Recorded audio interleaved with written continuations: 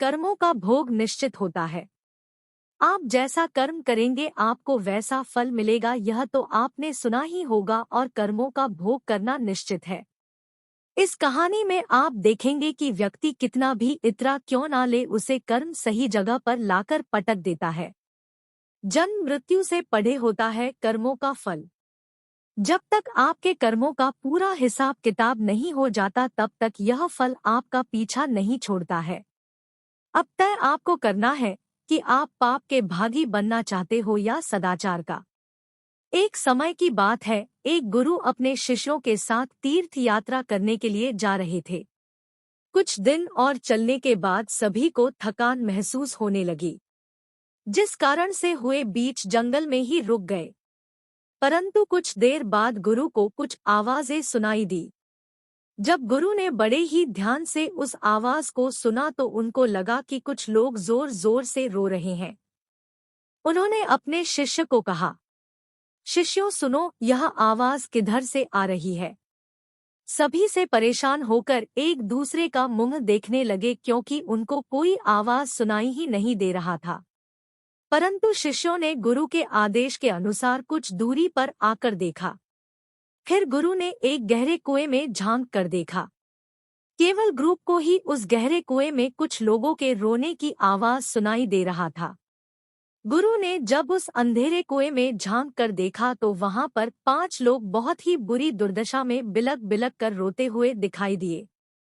परंतु अभी भी शिष्यों को कोई आवाज ना तो सुनाई दे रही थी और ना ही कुछ दिखाई दे रहा था।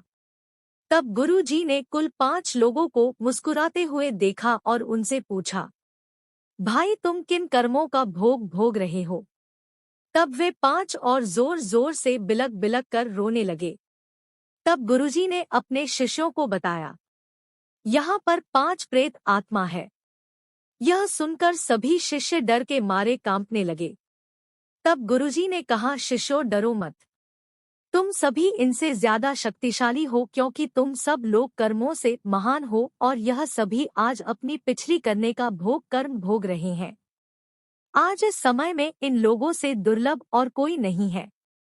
तब शिष्यों ने बड़े ही आश्चर्य से गुरु से पूछा, इन्होंने ऐसा क्या किया है गुरुजी।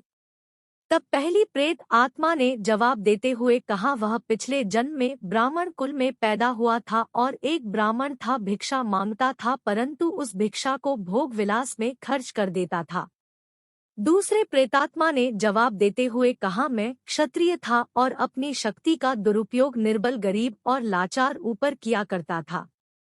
तीसरे प्रेत आत्मा ने जवाब दिया, मैं बनिया था, बस हमेशा अपने खुद के फायदे के बारे में सोचता रहता था। हमेशा ही मिलावट करके सामान बेचा करता था, जिस कारण कई लोग मारे गए थे।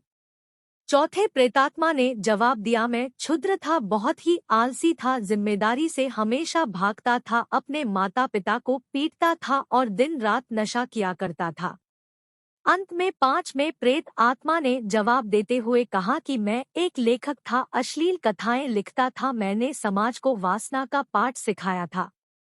इस तरह से 5 पापी अपने पापों का भोग कर रहे हैं।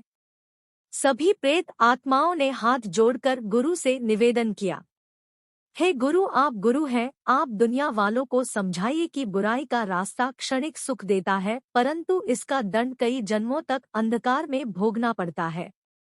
मनुष्य को अपने किए का फल भोगना ही पड़ता है, फिर वह चाहे किसी भी जन्म में हो।